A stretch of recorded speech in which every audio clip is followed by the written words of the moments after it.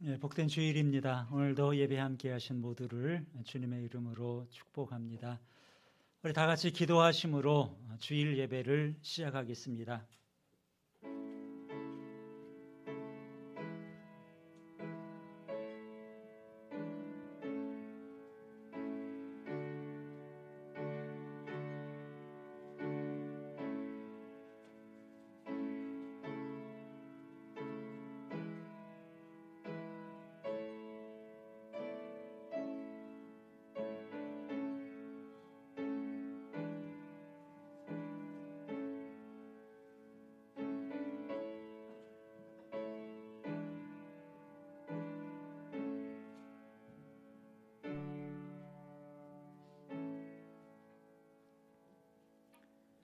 새 노래로 여호와께 노래하라.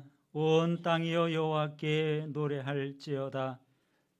존귀와 위엄이 그의 앞에 있으며 능력과 아름다움이 그의 성소에 있도다. 아름답고 거룩한 것으로 여호와께 예배할지어다. 하나님은 영이시니 예배하는 자가 영과 진리로 예배할지니라. 아멘. 존귀하신 아버지 하나님, 하나님의 은혜와 사랑에 감사와 찬송을 올려드립니다.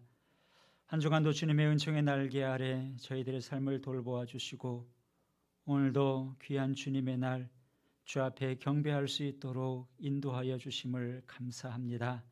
이 시간도 우리가 하나님께서 기뻐하시는 온전한 예배자들로 나아가기를 원합니다. 영과 진리로 하나님을 예배하기 원합니다. 우리의 마음 중심으로부터 감사와 찬송이 넘쳐나기를 원합니다. 주의 성령께서 함께 하시고 예배하는 우리의 심령을 주장하여 주시옵소서. 그리하여서 오늘도 우리의 예배가 하나님께서 기뻐 받으시는 온전한 예배 되게 하시고 오늘도 우리가 주의 은혜를 사모하오니 우리 모두에게 하늘의 신령한 은총을 더하여 주시옵소서. 예수님 이름으로 기도하옵나이다. 아멘. 다 같이 자리에서 일어나셔서 찬송가 64장으로 하나님께 찬양 드리겠습니다.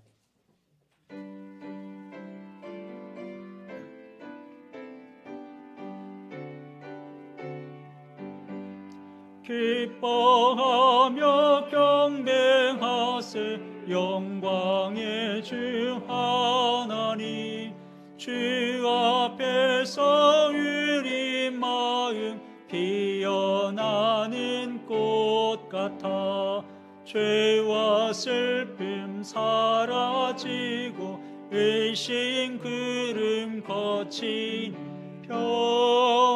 변함없는 기쁨의 주 밝은 빛을 주시네.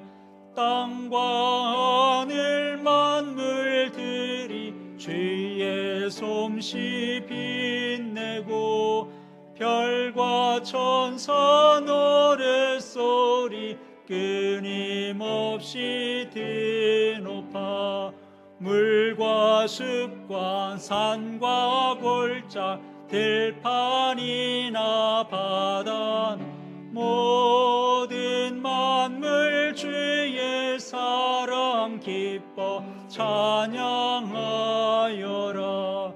우리 주는 사랑이요 복의 근원이시니 삶이 기쁜 샘이 되어 바다처럼 넘치네.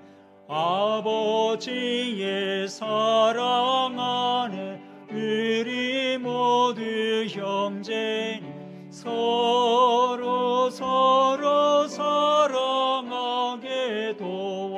도와주시옵소서. 새벽별의 노래 따라 힘찬 찬송 부르니 주의 사랑 줄이 되어 한맘 되게 하시네. 노래하며 행진하여 싸움에서 이기고 승전가를 높이 불러 하여 주께 영광 돌리세. 아멘.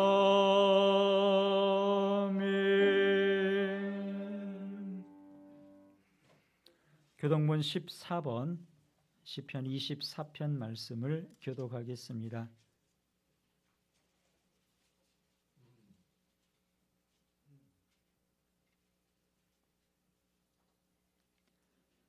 땅과 거기에 충만한 것과 세계와 그 가운데 사는 자들은 다 여호와의 것이로다. 여호와께서 그 터를 바다 위에 세우시며 강들 위에 건설하셨도다. 여호와의 산에 오를 자가 누구며 그의 거룩한 곳에 설 자가 누구인가? 곧 손이 깨끗하며 마음이 청결하며 뜻을 떠나는 데 의지하며 거짓 맹세하지 아니하는 자라. 그는 여호와께 복을 받고 구원의 하나님께 의를 얻으리니 이는 여호와를 찾는 족속이요 야곱의 하나님의 얼굴을 구하는 자라. 문들아 너희 머리를 들지어다. 영원한 문들아 들릴지어다. 영광의 왕이 들어가시리로다. 영광의 왕이 누구시냐? 강하고 능한 여호와시요 전쟁에 능한 여호와시로다. 문들아 너희 머리를 들지어다. 영원한 문들아 들릴지어다. 영광의 왕이 들어가시리로다. 영광의 왕이 누구시냐? 만군의 여호와께서 곧 영광의 왕이시로다. 아멘. 사도신경으로 우리의 신앙을 고백하겠습니다.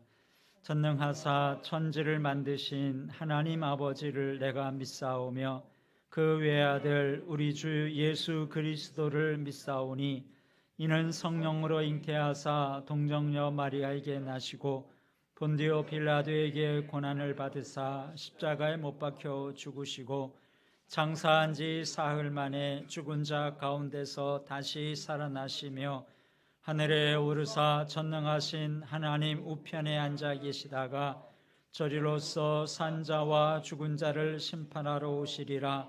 성령을 믿사오며 거룩한 공회와 성도가 서로 교통하는 것과 죄를 사하여 주시는 것과 몸이 다시 사는 것과 영원히 사는 것을 믿사옵나이다. 아멘. 자리에 앉으셔서 295장 찬송 함께 부르겠습니다.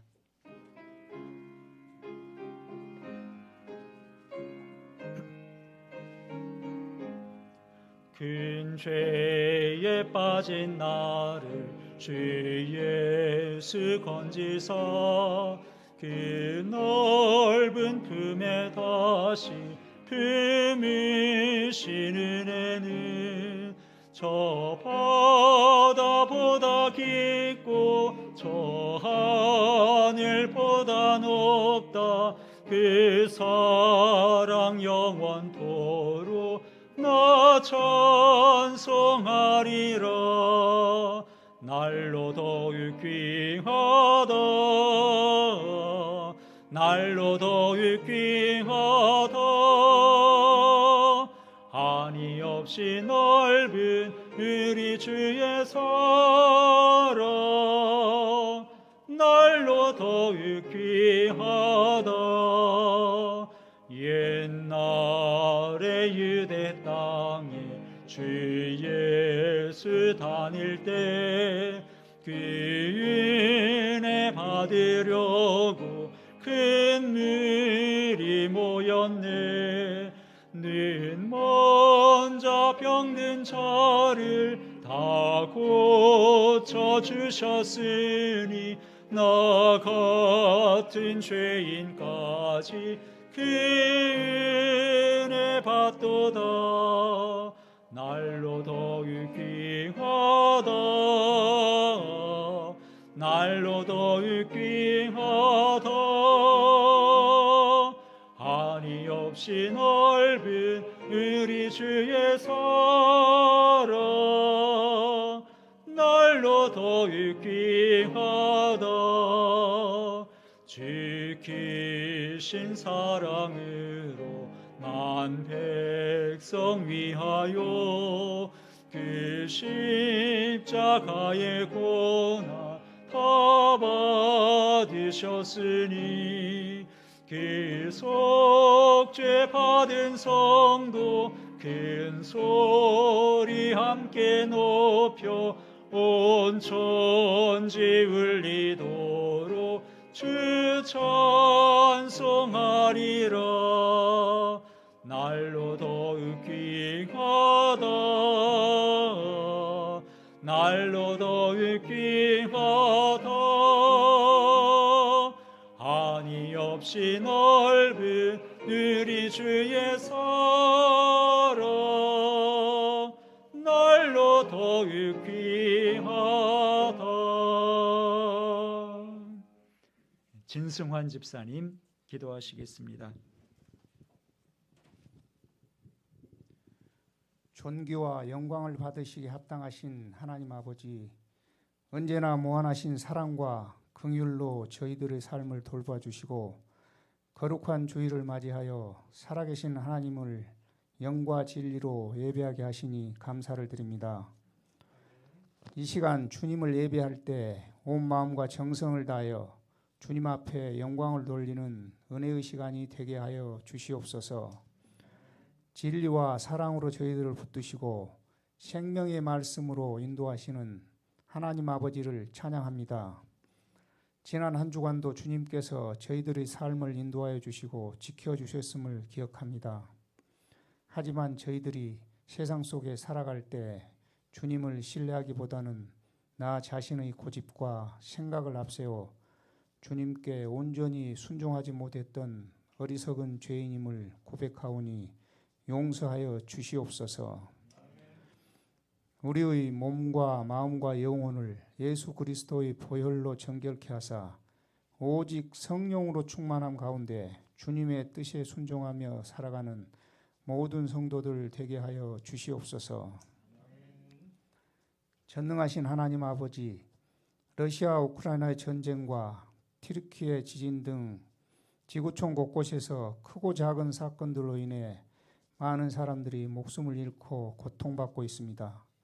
전쟁과 재난으로 큰 슬픔에 빠진 백성들에게 하나님의 위로와 평안을 허락하사 하루속히 모든 것이 회복되고 화평을 누리며 살아갈 수 있도록 은혜를 내려 주시옵소서. 하나님 아버지, 우리나라를 긍휼히 여겨 주시옵소서. 경제적으로 어려운 시기임에도 민생은 외면하고 대립과 분열의 늪에 빠진 여야 정치권과 대통령을 비롯한 위정자들이 하나님을 두려워하고 정의와 공의로 통합의 정치를 펼칠 수 있도록 하나님의 강권적인 능력으로 역사하여 주시옵소서. 교회의 머리가 되시는 주님, 이곳에 주님의 몸된 교회로 세우시고 지금까지 인도하여 주심을 감사합니다. 우리 교회가 늘 성령 충만하여 영혼 구원의 사명을 잘 감당하고 성도들의 화목과 사랑의 공동체가 되게 하시며 코로나로 막혔던 주일 예배가 회복되게 하여 주시옵소서.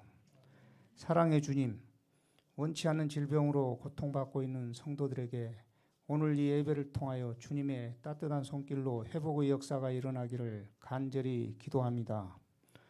우리의 자녀들이 믿음으로 승리하게 하시며 사업이나 경제적으로 어려움을 겪고 있는 성도들에게 하나님의 은혜가 넘쳐나기를 기도합니다. 먼 이국 땅에서 선교의 사명을 감당하고 있는 선교사님들을 기억하시고 복음의 많은 열매를 맺을 수 있도록 그들의 모든 필요를 채워주시고 하나님의 나라가 확장되는 일에 조금도 어려움이 없게 하옵소서.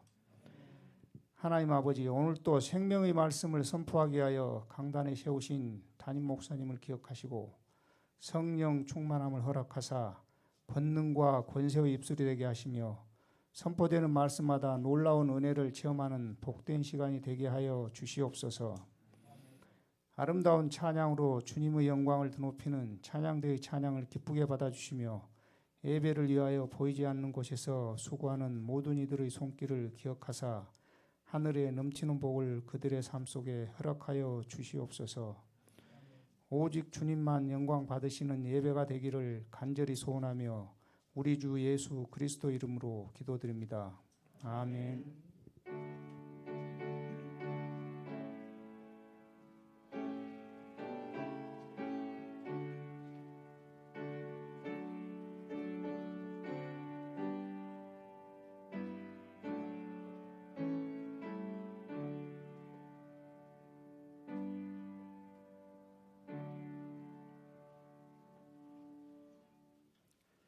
다 같이 50장 찬송 1절과 3절 부르면서 하나님께 헌금 드리겠습니다.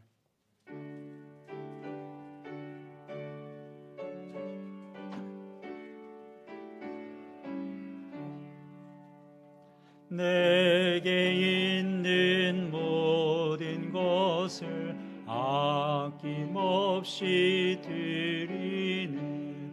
사랑하고 의지하며 주만 따라 살리라. 주께 드리네. 주께 드리네. 사랑하는 그 주 앞에 모두 드리네. 내게 있는 모든 것을 주를 위해 드리네.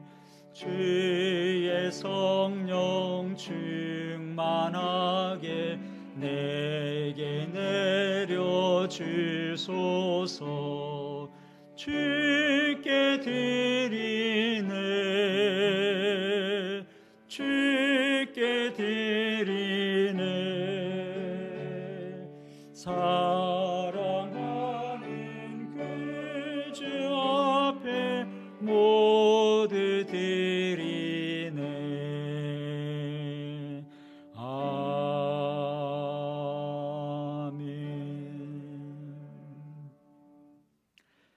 사랑의 아버지 하나님, 감사합니다. 하나님께서 우리 삶에 많은 것들을 베풀어 주셨습니다. 이 시간도 저희들이 주의 은혜를 기억하고 또 주께 그 감사의 마음을 담아 우리의 물질을 드리오니 우리 하나님 기쁘게 받아주시기를 간절히 원합니다. 우리의 물질만이 아니라 우리의 하루하루의 삶이 늘 주 앞에 감사로 드려지는 귀한 매일의 삶이 되게 하여 주시옵소서. 무엇보다도 경제적으로 힘들고 어려운 시기를 저희들이 살아가고 있습니다. 지금까지 함께하신 하나님, 계속해서 성도들의 삶을 도와주시는 줄 믿습니다. 성도들의 건강을 지켜주시옵소서. 하는 모든 일들이 잘 되게 하시고 형통케 하여 주시기를 원합니다. 특별히 생업과 직장 가운데 복을 더하여 주셔서 저들이 이 땅에 사는 모든 수고가 풍성한 열매로 맺게 하여 주시옵소서. 가정을 위해서 기도합니다. 하나님만 섬기는 믿음의 가정들로 굳건히 세워 주시옵소서. 믿음이 더욱더 성장할 수 있도록 도와주시고 늘 주 앞에 간구하는 기도의 소원들마다 좋은 것으로 응답하시는 하나님을 삶 가운데 더욱더 풍성히 누리게 하여 주시옵소서. 주께 감사드리며 예수님 이름으로 기도합니다. 아멘.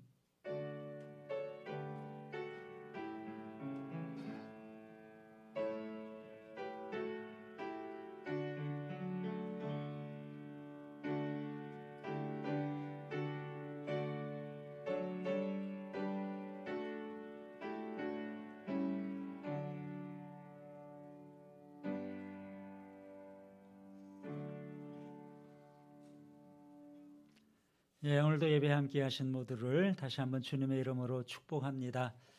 오늘도 영상으로 예배 함께 하시는 분들 계실 텐데요. 그들에게도 주님의 은혜와 축복이 함께 하기를 원합니다. 우리 잠시 고개를 돌려서 반갑게 인사를 나누면 좋겠습니다. 주님의 사랑으로 사랑합니다. 주님의 은혜와 평강이 함께 하기를 원합니다.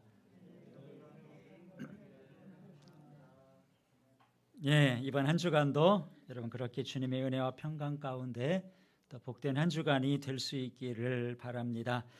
우리 다음 주일은 지난 주일 광고를 드린 대로 2부 예배 후에 점심 식사 함께 하고요. 그 다음에 1시부터 특강을 듣는 시간이 있습니다. 정재익 박사님 다음 주에 오시니까 다음 주를 기억하시고 이 자리에 오실 때는 오후 시간까지 그리 늦어지지 않을 거예요. 오후 시간까지 좀 시간을 충분히 확보하시고 기대하는 마음으로 오셨으면 좋겠습니다. 그래서 다음 주일에 여러분들 2부 예배뿐만 아니라 함께 식사하면서 또 교제하시고 또 특강을 통해서도 은혜롭고 유익한 시간 가지시기 바랍니다. 그리고 다음 주일 식사 봉사는 마르다 전도회에서 수고해 주시면 감사하겠습니다. 금요기도회에 많이 참석해 주시고요. 금주 금요기도회 특성은 루디아 전도회 담당입니다. 오늘 주시는 말씀 우리 함께 찾아보겠습니다. 오늘 말씀은 요한복음 1장 35절 말씀부터입니다.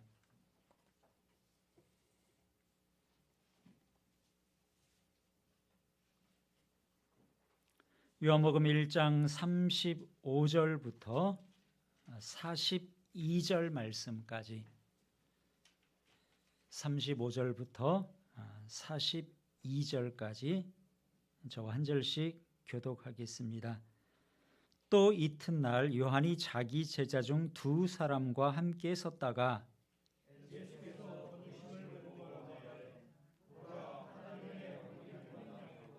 두 제자가 그의 말을 듣고 예수를 따르거늘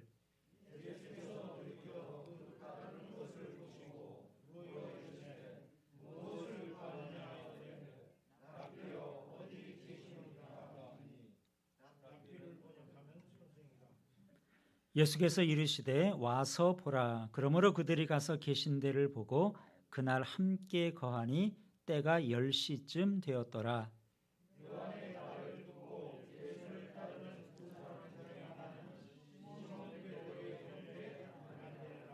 그가 먼저 자기의 형제 시몬을 찾아 말하되 우리가 메시아를 만났다 하고 메시아는 번역하면 그리스도라.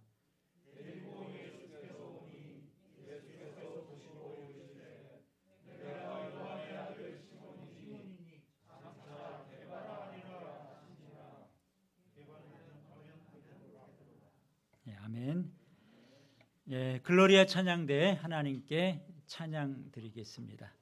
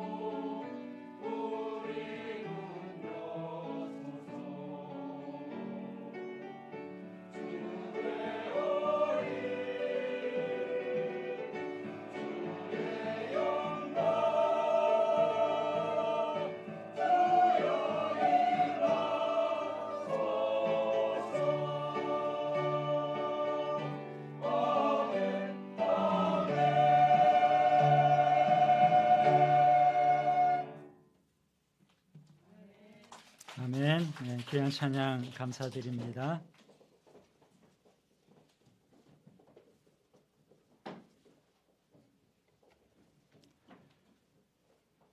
우리가 지난 주일에 세례 요한이 예수님에 대해서 증언한 것을 봤습니다. 뭐라고 증언했죠? 보라, 세상 죄를 지고 가는 하나님의 어린 양이다. 그리고 한 가지를 더 말했어요. 그가 바로 하나님의 아들이다. 이렇게 증언을 했죠. 자, 오늘 본문 말씀은 그 다음 날에 있었던 일인데요. 세례 요한이 자기의 제자 두 사람과 함께 서 있는데 그 다음 날도 예수님을 또 만나게 됐습니다. 이번에도 예수님에 대해서 같은 증언을 했어요. 보라, 하나님의 어린 양이다. 그랬더니 세례 요한과 함께 있던 세례 요한의 제자 두 사람이 그 말을 듣고 예수님을 따라가기 시작했습니다. 예수님을 따라간 이 두 사람이 누군가? 오늘 본문에서 한 사람의 이름을 밝혀주고 있어요. 그 사람의 이름은 안드레다. 그게 예수님의 제자가 되죠. 그럼 또 한 사람은 누구냐? 오늘 성경이 그 사람의 이름은 말해주고 있지 않습니다. 하지만 학자들은 나머지 한 사람은 요한복음을 기록한 사도 요한일 것이다. 여기에 대해서는 다른 이견이 별로 없습니다.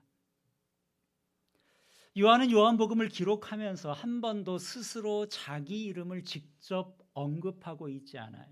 오늘 본문에서도 그랬고요. 이 뒤에 가서 봐도 자기 이름을 언급할 상황이 되면은 직접 언급하는 대신에 예수님께서 사랑하시는 제자 이런 식으로 해서 우회적으로 표현을 하고 있습니다. 자, 이 세례 요한의 두 제자가 예수님을 따라가니까 예수님께서 그들을 향해서 물으셨어요. 무엇을 구하느냐?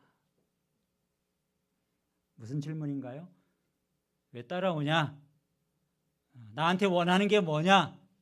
이것을 묻는 것이죠. 그랬더니 이 두 제자가 대답하기를 랍비여 어디 계시오니까? 예수님 어디 계십니까? 이렇게 물어봐요. 무엇을 물어본 건가요? 주소가 궁금해서 주소를 알려달라는 것인가요? 물론 그런 의미도 분명히 있습니다. 근데 이것은 우리식으로 표현하면은 우리가 좀 찾아뵙고 드릴 말씀이 있습니다. 우리가 좀 찾아뵙고 싶은데 어디 계십니까? 우리에게 시간을 좀 내줄 수 있습니까? 이것을 묻는 질문이에요. 그랬더니 예수님께서 와 보라. 그래 와. 그럼 내가 너희를 만나줄게. 충분히 내가 시간 내줄 수 있어. 그래서 예수님께서 이 두 사람의 제자를 초청하시게 됩니다. 보통 집으로 와라 이렇게 초대를 했다면 사실은 음식도 함께 먹고 좀 시간을 함께 보내자 이런 의미가 아니겠습니까? 그래서 두 제자가 예수님께서 초대해 주시니까 예수님 계신 곳으로 찾아갔습니다. 그래서 오늘 39절에 보면은 가서 계신 데를 보고 그날 함께 거했다 그랬어요. 예수님 계신 곳을 봤습니다. 둘러보니까 그곳이 마음에 들었다. 그런 말은 아니고요. 여기에서의 초점은 예수님 계신 곳에 가서 그날 그들이 예수님과 함께 시간을 보냈다는 겁니다. 예수님과 함께 시간을 보내면서 이들이 뭘 했겠습니까?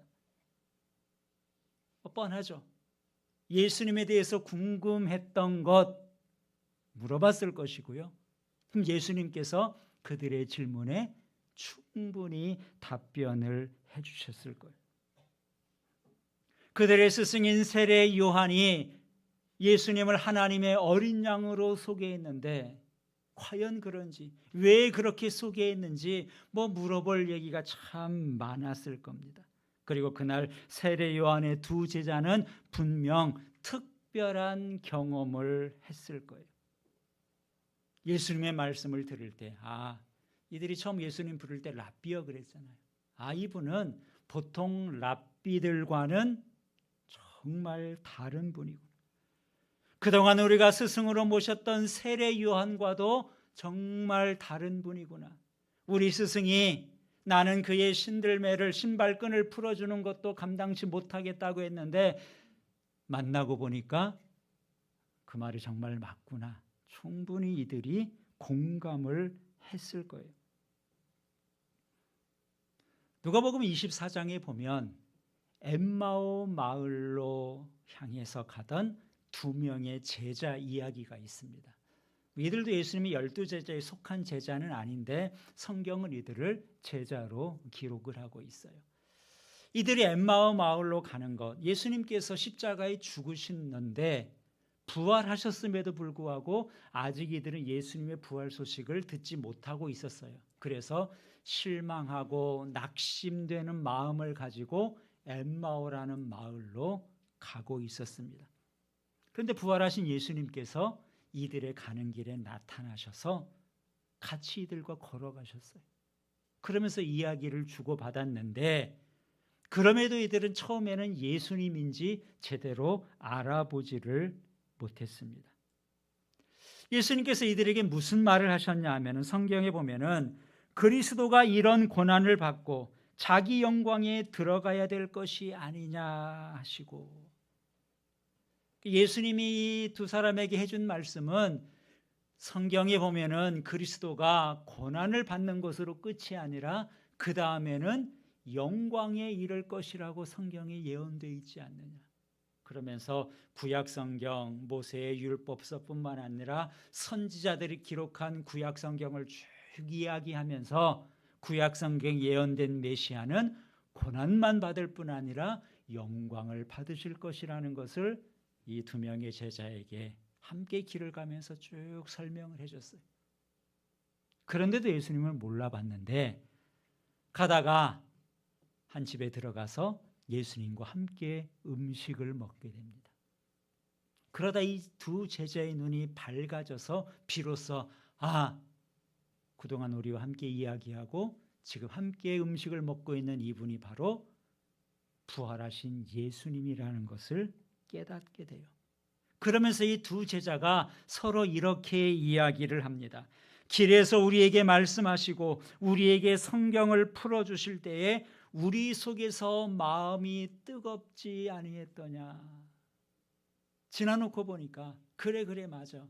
아까 예수님께서 우리에게 말씀해 주실 때 우리한테 굉장한 감동이 있었지. 우리 마음에 정말 뜨거움이 있었어. 왜 그런가 했는데 알고 보니까 예수님이 하신 말씀이었기 때문에 그 마음이 우리에게 그렇게 큰 울림으로 다가왔었다고 서로 이야기를 합니다. 여러분, 안드레와 요한, 이 세례 요한의 두 제자가 예수님의 계신 곳에 가서 그날 많은 시간을 함께 보냈어요. 이들에게도 예수님은 그런 분으로 느껴지지 않았겠습니까? 예수님이 하시는 말씀을 들을 때에 전에 경험해 보지 못했던 마음의 어떤 감동과 뜨거움이 있었을 거예요. 그러면서 그분이 정말 누구인지 분명히 알 수 있었던 것이죠. 그래, 이분이 바로 우리가 그토록 찾았던 메시아군. 우리 스승이 이분을 가르쳐서 하나님의 어린 양이라고 했는데 정말 세상 죄를 지고 가시는 하나님의 어린 양이라는 것을 깨닫게 된 것입니다. 여러분, 이 두 제자가 그날 얼마나 감격스러웠겠어요. 아마 평생 소원을 다 이룬 날이다, 이렇게 생각했을 겁니다. 그래서 그 후에 세월이 흘러도 예수님을 만나서 처음 이야기를 나누던 그날의 감격을 이 두 사람이 잊지 못했을 겁니다. 그래서 사도 요한도 요한복음을 기록하면서 그때 일을 기억할 때 오늘 본문에 보면은 때가 10시쯤 되었더라. 오랜 시간이 흘렀을 거예요. 그런데도 그날 예수님을 처음 만나 이야기하던 그때를 생각하니까 맞아, 그때가 한 10시쯤 됐지. 시간까지 또렷하게 기억할 정도로 아주 인상적인 시간을 보냈던 것이죠. 성도 여러분, 오늘 우리도 예수님을 따르는 자들입니다. 우리가 예수님을 따르는 자들이기 때문에 우리도 지금 이 시간에 이 자리에 있으면서 하나님께 예배를 드리고 있는 것이죠. 예수님이 자기를 따라오는 세례 요한의 두 제자에게 물으셨던 것처럼 오늘 우리에게도 같은 질문을 던지지 않으시겠습니까? 무엇을 구하느냐? 왜 주님을 따르냐는 거죠. 네가 지금 신앙생활을 하고 있는데 내가 신앙생활하는 그 목적이 무엇이냐? 이런 질문을 우리에게도 묻지 않으시겠습니까? 여러분, 예수님의 이런 질문에 대해서 여러분은 어떤 답변을 가지고 계십니까? 여러분의 대답은 무엇인가요? 우리가 대답을 갖는 것, 그거보다 더 중요한 게 있어요. 그것은 뭐냐면은 과연 나의 대답이 주님께서 기뻐하실 만한 대답인가 하는 거죠. 우리가 세상을 살면서도 내가 세상을 살아가는 목적이 무엇이고 목표가 무엇인가, 이것을 분명히 정하는 것은 굉장히 중요한 일이죠. 신앙생활도 마찬가지입니다. 내가 왜 신앙생활을 하고 있는가, 나의 신앙생활의 목적이 무엇이고 도달해야 될 목표가 무엇인가, 이것을 분명히 갖고 있는 것 굉장히 중요한 일입니다. 여러분은 그것이 무엇인가요? 예수님께서 따라오는 두 제자에게 무엇을 원하느냐 물었더니 이들은 주님 어디 계십니까? 주님 좀 우리가 따로 만나 뵙고 싶습니다. 주님과 좀 시간을 갖고 싶습니다. 이렇게 이야기를 했어요. 더 알고 싶다는 거죠. 예수님이 누구인지 분명히 알고 싶다는 그들의 소원을 이야기했습니다. 여러분에도 그런 소원이 있으신가요? 우리가 그런 마음이 있다면 예수님께서는 우리에게도 같은 말씀을 하실 거예요. 와봐라. 그래, 얼마든지 와라. 내가 얼마든지 네가 묻는 곳에서 이야기해주고 또 예수님이 하고 싶은 말씀을 해주시겠다라고 우리를 초청해 주실 것입니다. 후에 베드로가 그의 인생 마지막에 성경을 기록했어요. 베드로 전서와 베드로 후서를 기록했죠. 베드로후서, 그러니까 제일 마지막에 쓴 편지, 또 그것도 베드로서의 제일 마지막 구절에 베드로는 이렇게 권면을 하고 끝맺고 있습니다. 베드로후서 3장 18절에 보면은 구주 예수 그리스도의 은혜와 그를 아는 지식에서 자라가라. 이것이 베드로가 한, 사랑하는 성도들에게 한 마지막 권면의 말이에요. 예수님에 대한 은혜와 예수님을 아는 지식에서 자라가라는 거예요. 안 믿는 사람에게 쓴 편지가 아니라 예수님을 믿고 있는 그리스도인들에게 해준 권면이죠. 그들이 이미 예수님을 알고 있고 예수님을 그리스도라고 믿고 있는데 그들에게 권한 말씀이 그리스도 예수에 대한 은혜와 그리스도를 아는 지식에서 더 자라가라는 권면을 합니다. 그렇다면 오늘 우리도 마찬가지죠. 내가 지금 예수님을 믿고 있어요. 나의 구세주로 메시아로 믿고 있어요. 그럼에도 우리는 예수님을 아는 그 지식에서, 주님의 은혜에서 더 깊이, 더 풍성하게 자라가야 될 자들입니다.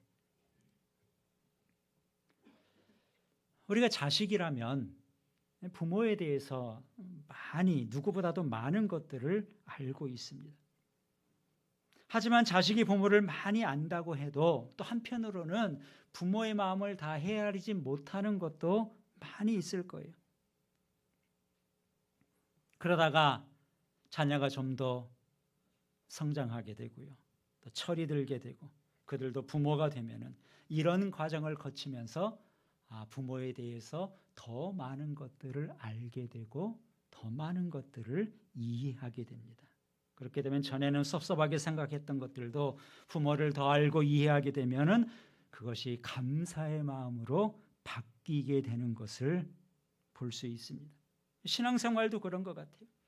우리가 영적으로도 하나님을 아는 것도 계속해서 이렇게 자라가야 됩니다.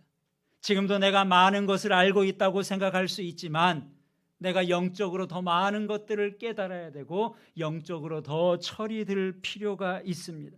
영적으로 어릴 때에는 받는 것에만 관심이 있어요. 영적으로 어릴 때에는 세상적인 것에 더 많은 관심을 두고 살아갑니다. 그러나 성장하게 되면은 불평보다는 감사하는 마음이 커지게 되고요, 하나님이 기뻐하시는 그 일에 더 많은 관심을 갖게 되죠. 바로 이것이 베드로가 마지막으로 권면한 예수 그리스도의 은혜와 그를 아는 지식에서 자라가는 것입니다. 오늘 우리도 주님을 만나고 싶어하면 주님께서는 얼마든지 만나 주십니다. 이 예배의 자리도 마찬가지죠. 의무적으로 참석하는 것이 아니라 내가 오늘 예배를 통해서 주님을 좀 깊이 만나고 싶다. 말씀 듣는 시간을 통해서 하나님이 나에게 해주시는 그 음성에 내가 좀 더 귀를 기울이고 잘 깨닫고 싶다. 그런 마음이 있을 때 예배의 자리도 주님을 만나는 자리가 될 수 있습니다. 또 꼭 이 자리만이 아니라 여러분의 집에서도 마찬가지고요, 직장도 마찬가지입니다. 어디에서든지 내가 좀 더 주님을 만나고 싶다면은 주님께서는 얼마든지 그곳으로 우리를 초청하시고 우리를 만나 주시는 분이세요. 여러분, 두 제자가 주님을 만나서 좋은 시간을 보냈던 것처럼 여러분들의 삶 가운데 주님을 더 자주 만나시고 주님과 더 깊은 교제를 나누시기를 바랍니다. 그래서 주님을 알아가는 것, 그것이 날마다 더 깊어지시기를 우리 주님의 이름으로 축복합니다. 자, 예수님을 만난 두 제자, 제일 먼저 한 일이 무엇인가요? 오늘 40절 이하에 보면은 요한의 말을 듣고 예수를 따르는 두 사람 중에 하나는 시몬 베드로의 형제 안드레라. 그가 먼저 자기 형제 시몬을 찾아가 말하되 우리가 메시아를 만났다고. 메시아는 번역하면 그리스도라 그랬습니다. 그리고 그 다음에 어떻게 하나요? 42절 말씀 같이 읽겠습니다. 데리고 예수께로 오니 예수께서 보시고 이르시되 내가 요한의 아들 시몬이니 장차 게바라 하리라 하시니라. 게바는 번역하면 베드로다.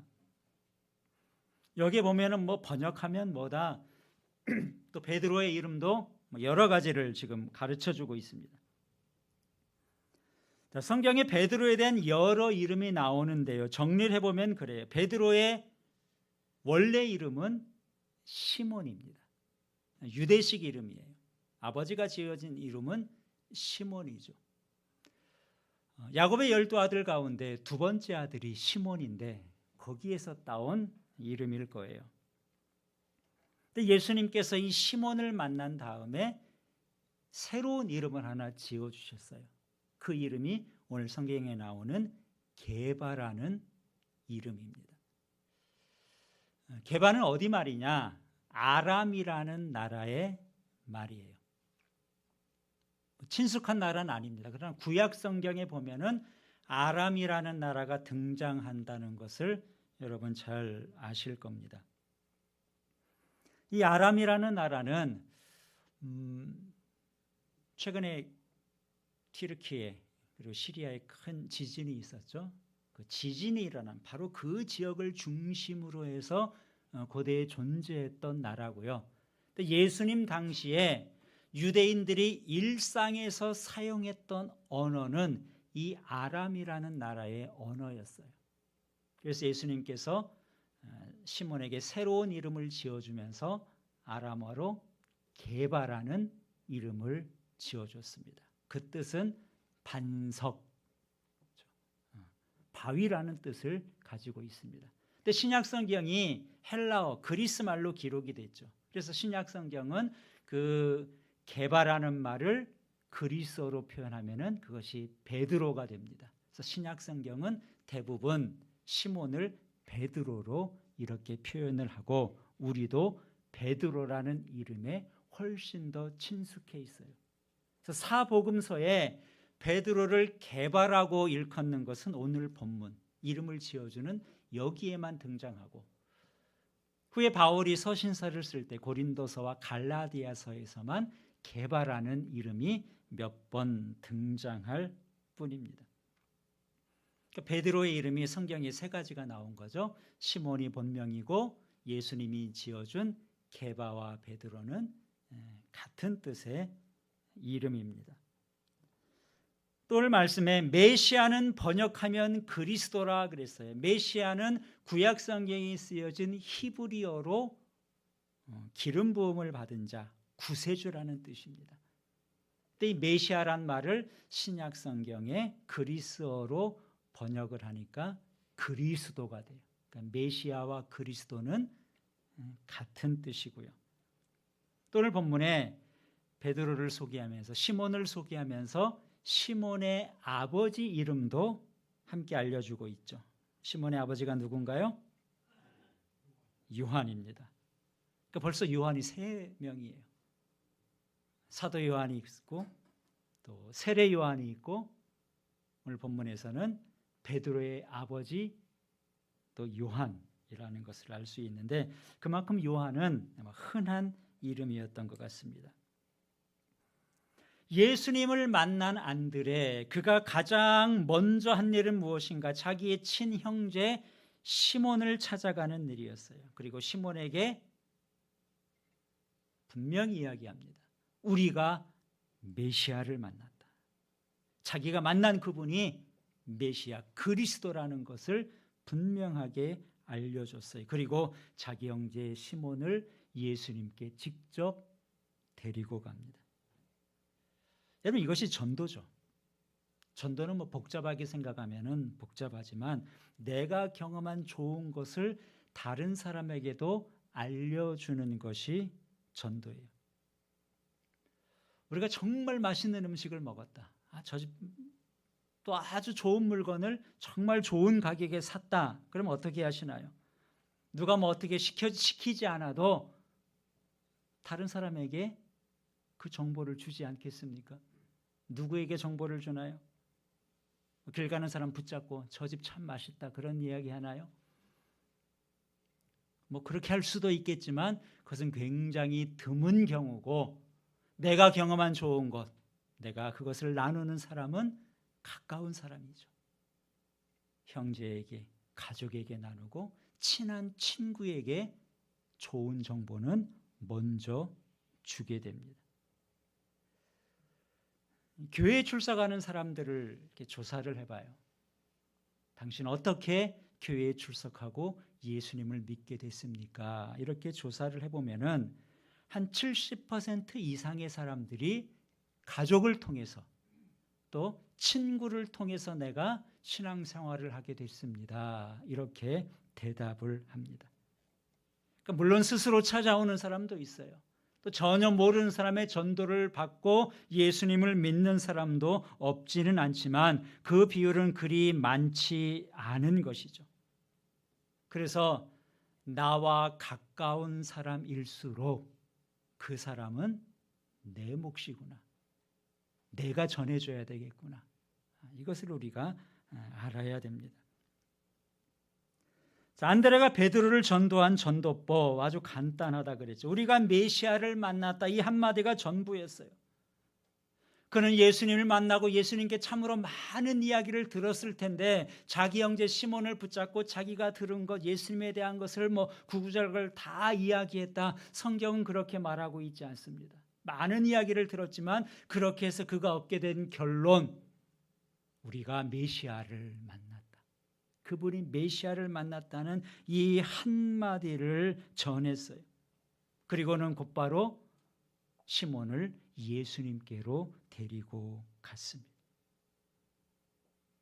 우리가 누군가의 맛집을 소개해도 그렇게 하지 않습니까? 야, 정말 맛있어. 저 집 내가 먹어본 집 중에 최고야. 그 이상 어떻게 설명하겠어요? 먹어본 이야기를 구체적으로 하시겠습니까? 그 정도 얘기해주고 기회를 봐서 함께 가는 것. 직접 먹어봐야 되는 거죠. 안드레의 역할은 베드로를 예수님께 데리고 가는 것이 전부였어요. 나머지는 예수님께서 하셨습니다. 베드로를 처음 보신 예수님께서 그의 이름을 시몬이라는 이름에서 반석이란 뜻을 가지고 있는 게바, 베드로로 바꾸어 주셨어요. 왜냐하면 장차 그가 반석과 같은 큰 일을 할 것을 예수님께서 미리 내다 보신 겁니다. 그리고 후에 베드로는 반석과 같은 제자가 되지 않았습니까? 베드로가 이러한 위대한 사도인데 이러한 위대한 사도가 탄생할 수 있었던 것, 그를 처음에 예수님께 데리고 간 안드레가 있었기 때문이죠. 오늘 우리에게 있어서 안드레라는 제자는 그렇게 잘 알려진 제자는 아닙니다. 성경에도 보면은 안드레가 뭘 했다는 기록이 거의 없어요. 마태복음, 마가복음, 요한복음에는 안드레라는 이름이 12제자의 명단을 기록할 때 외에는 무엇을 했다는 이야기가 전혀 없습니다. 이 요한복음에만 요한이 안드레 이야기를 3번 하고 있어요. 그런데 흥미로운 게 있습니다. 요한이 요한복음에만, 이들 둘이 친했을 거 아닙니까? 같이 세례 요한의 제자였다가 예수님의 제자가 됐으니까 요즘식으로 말하면은 함께 이직을 한 것이고 함께 입사 동기다, 이렇게 말할 수 있을 거예요. 그러다 보니까 안드레에 대해서 좀 더 잘 알고 그가 했던 귀한 역할에 대해서 요한복음을 기록하면서 특별히 언급을 한 것이죠. 근데 3번을 언급하는데 3번 다 안드레가 했던 역할이 비슷한 역할입니다. 뭐냐면은 누군가를 예수님께 소개하고 예수님과 연결시켜주는 일을 했어요. 오늘 본문에서도 그렇죠. 자기 형제 시몬을 예수님께 데리고 갔습니다. 자, 두 번째 안드레가 나오는 것이 요한복음 6장인데요. 오병이어의 기적. 보리떡 5개와 물고기 2마리로 5,000명을 먹이시는 그 사건에 안드레가 등장합니다. 예수님께서 많은 무리가 예수님께 몰려오니까 야, 이들을 어떻게 먹이면 좋을까 이렇게 말씀을 하셨어요. 그랬더니 빌립이라는 제자가 계산을 해본 다음에 예수님, 이 많은 사람들에게 떡을 조금씩만 준다고 해도 200데나리온이 있어도 안 될 것 같은데요. 200데나리온이라고 하면은 요즘의 가치로 환산하면은 한 2, 3천만 원 정도 되는 큰 금액이죠. 그러니까 떡을 조금씩 줘도 이렇게 많은 돈이 필요하겠습니다 말한 것을 보면은 얼마나 많은 사람들이 모여 있었는지를 우리가 알 수 있습니다. 200데나리온 있어도 안 되겠는데요. 무슨 말이에요? 힘들겠는데요. 안 되겠는데요. 그 말이죠. 자, 이때 안드레가 나서게 되는데 요한복음 6장 8절에 이렇게 되어 있습니다. 제자 중 하나 곧 시몬 베드로의 형제 안드레가 예수께 여짜오되 여기 한 아이가 있어 보리떡 5개와 물고기 2마리를 가지고 있나이다. 그러나 이것이 이 많은 사람에게 얼마나 되겠사옵나이까. 200데나리온이 있어도 안 된다고 하는데 이 안드레는 여기 한 아이가 보리떡 5개와 물고기 2마리를 가지고 있는데요. 자기도 이것 가지고 안 되는 거 알죠. 이게 이것 가지고 가능하겠습니까? 그런데 안 될 것 같지만 안드레는 일단 그 이야기를 예수님께 해요. 그 소년을 예수님과 연결시켜줬습니다. 예수님께서 그 소년이 가지고 있는 작은 것, 보리떡 5개와 물고기 2마리를 받아 드시고 하나님께 기도하시고 나눠주니까 우리가 잘 아는 오병이어의 기적이 일어난 것이죠.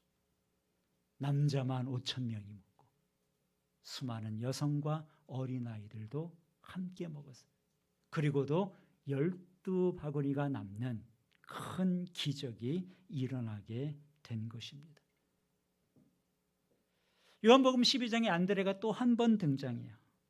자, 이때는 헬라 사람 몇 사람이 예수님이 계신 곳을 찾아와서 예수님을 좀 만나려고 했습니다. 그래서 먼저 이 또 빌립이라는 제자에게 우리가 예수님을 만나고 싶은데 예수님을 만날 수 있겠냐? 만날 수 있으면 좀 예수님을 만나게 해달라고 요청을 합니다. 근데 헬라인이 왔다는 것은 이방인이 온 것이죠. 이 당시 유대인들은 이방인들과 접촉하는 것을 꺼려하고 있었어요. 그러니까 과연 예수님께서 이 헬라인들을 만나 주실까? 이 헬라 사람을 예수님께 데리고 가도 될 것인가? 빌립은 혼자 판단하기가 힘들었습니다. 그래서 자기 손에서 처리하지 못하고 안드레를 찾아가서 상의를 해요. 헬라 사람들이 와서 예수님 만나려고 하는데 어떻게 하면 좋을까? 안드레가 뭘 걱정해, 일단 데리고 가면 되지, 이렇게 말했을 것 같아요. 그래서 이 빌립과 안드레가 함께 이 헬라 사람들을 예수님께 데리고 갑니다. 예수님께서 헬라 사람들을 보시고 이렇게 말씀하세요. 요한복음 12장 23절입니다. 예수께서 대답하여 이르시되 인자가 영광을 얻을 때가 왔도다. 내가 진실로 진실로 너에게 이르노니 한 알의 밀이 땅에 떨어져 죽지 아니하면 한 알 그대로 있고 죽으면 많은 열매를 맺느니라. 왜 이 순간에 이 말씀을 하셨을까? 예수님이 하신 말씀은 인자가 영광을 얻을 때가 왔도다 그랬어요. 때가 됐다는 거죠. 지금까지 예수님께서는 아직 때가 되지 않았다, 아직 내 때가 이르지 않았다, 이런 말씀만 하셨지 때가 됐다는 말씀은 한 번도 안 하셨어요. 그런데 헬라 사람들을 예수님께 데리고 오니까 그것을 보고 예수님께서 야, 이제는 드디어 인자가 영광을 얻을 때가 왔다, 때가 됐다는 말씀을 하십니다. 어떤 때인가요? 뒤이어서 그렇게 말씀하셨죠. 한 알의 밀이 땅에 떨어져 죽으면 많은 열매를 맺고. 무엇인가요?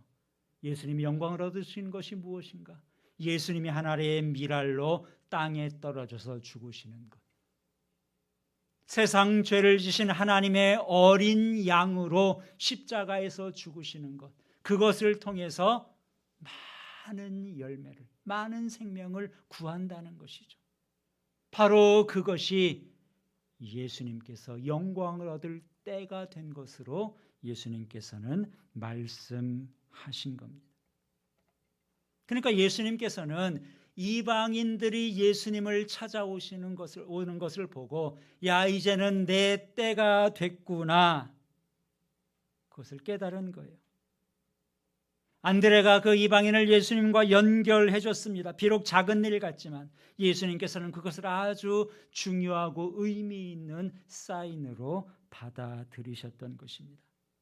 이처럼 우리가 안드레가 한 일을 보면은 안드레는 연결하는 데 있어서 대가라고 할 수 있습니다.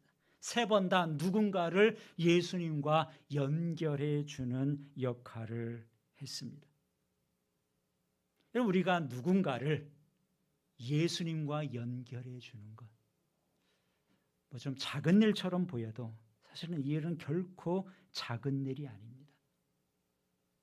안드레가 없이 베드로가 가능했을까요? 안드레가 없이 오병이어의 기적이 가능했겠습니까? 우리가 신앙생활하면서 우리가 다 뭐 베드로 같은 사람이 되고 바울 같은 사람이 되면 좋지만 뭐 그렇지 못할 수 있어요. 그러나 나를 통해서 예수님을 만난 사람, 내가 예수님과 연결해 준 그 사람이 베드로와 같은 인물이 될 수도 있고 바울과 같은 인물이 될 수도 있습니다. 그래서 우리가 누군가를 예수님과 연결하는 것, 이것은 정말 위대한 일이고 영광스러운 일이죠. 여러분, 누구를 연결하겠어요? 뭐 길에 나가서 지나가는 사람을 붙잡고 연결한다. 뭐 그것도 가능한 일이, 할 수 있으면 그것도 해야 돼요. 그러나 가까운 사람부터 연결을 해야 됩니다. 여러분의 자녀들을 예수님과 좀 긴밀하게 연결시켜 보세요. 여러분의 가족들을 연결시켜야 되고요. 여러분의 친한 친구들 순서대로 아직도 예수님과 연결이 안 된 사람이 있다면 그 사람은 내가 연결해야 되겠구나. 왜 하나님께서 내 주변에 믿지 않는 사람을 붙여주셨을까? 그 이유를 생각해 봐야 되는 것이죠. 우리가 이처럼 연결자가 되는 것 참 중요한데, 유능한 연결자가 되기 위해서 그 첫걸음이 있습니다. 그게 뭐겠어요? 우리가 앞서 본 것처럼 먼저 내가 예수님을 만나는 겁니다. 그렇지 않습니까? 먼저 내가 예수님을 만나서 예수님이 그리스도라는 것을 확신하는 거예요. 확신한 것이 전부가 아니라고 했죠. 그 다음에는 예수님과 더 깊이 만나고 더 자주 만나면서 예수 그리스도의 은혜와 그를 아는 지식에서 더 많이 자라가야 됩니다. 그래서 예수님을 만나고 예수님에 대해서 더 많은 은혜를 누리게 될 때 우리가 비로소 안드레처럼 다른 사람에게 효과적으로 예수님을 전하고 그들을 예수님께 연결하는 연결자가 될 수 있습니다. 바라기는 누군가를 예수님께 연결하는 것, 이것이 참 귀한 것인 줄 알고 여러분이 메시아의 전달자, 또 다른 사람에게 은혜의 전달자로 살아가시기를 우리 주님의 이름으로 축원합니다. 기도드리겠습니다. 오늘 말씀을 생각하면서 우리 함께 기도하는 시간을 갖겠습니다. 우리도 안드레처럼 예수님을 깊이 만나는 감격이 있어야 되고 또 다른 사람을 예수님께 연결하는 그런 연결자가 될 수 있어야 됩니다. 시간 기도하실 때 내가 먼저 예수님을 깊이 만나는 감격을 주십시오. 또 주님을 아는 지식에서 더 자라가게 해주십시오. 그래서 나를 통해서 베드로와 같은 위대한 신앙의 인물들이 나오고 또 나를 통해서 오병이어와 같은 하나님의 기적들이 나타나게 해주십시오. 오늘 말씀을 생각하면서 우리 함께 기도하겠습니다. 사랑의 아버지 하나님 감사합니다. 오늘 말씀을 통해서 아버지 하나님 주님을 깊이 만나는 것이 얼마나 복된 일인지 그 주님을 다른 사람에게 전달하는 것이 얼마나 복된 일인지 알게 하심을 감사합니다. 우리 인생이 그러한 인생이 되기를 원합니다. 아버지 하나님, 아버지 하나님, 안드레와 같은 일 나를 통해서도 일어나게 하시고 나를 통해서 예수님을 만나는 사람들이 더 많게 하시되 나의 가까이 있는 사람들을 그렇게 주님께로 인도하는 우리 모든 성도들을 되게 하여 주시옵소서.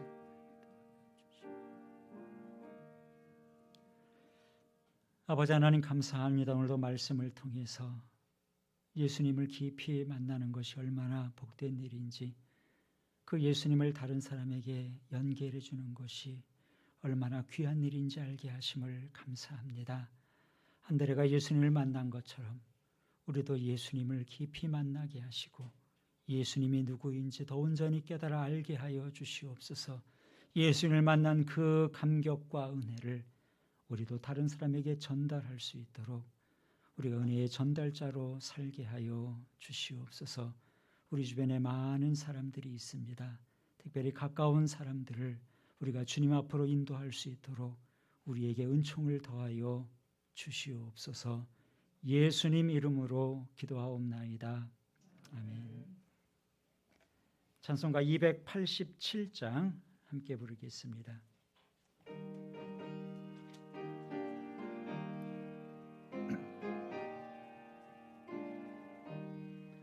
예수 앞에 나오면 죄사함 받으며 주의 품에 안기어 편히 쉬리라.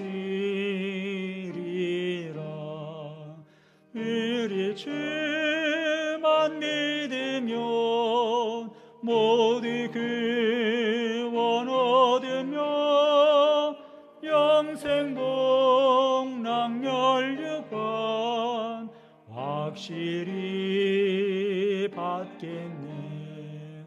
예수 앞에 나와서 은총을 받으며 마음의 기쁨 넘치어 감사하리라. 우리 주만 믿으며 모두 구원 얻으며 영생 복락 멸류관 확실히 받겠네. 예수 앞에 설 때에 흰 옷을 입으며 밝고 빛난 내 집에 길이 살리라. 우리 주만 믿으며 모두 구원 얻으며 영생 복락 멸류관 확실히 받겠네. 우리 구주 예수 그리스도의 은혜와 아버지 하나님의 사랑하심과 성령님의 교통하심이 예수님의 메시아 되심을 믿고 또 예수님을 전달하는 전달자로 살아가기 원하는 함께 예배한 모든 주의 자녀들 위에 저들의 가정과 일터와 주님의 몸된 교회 위에 지금부터 영원토록 함께 하실지어다. 아멘.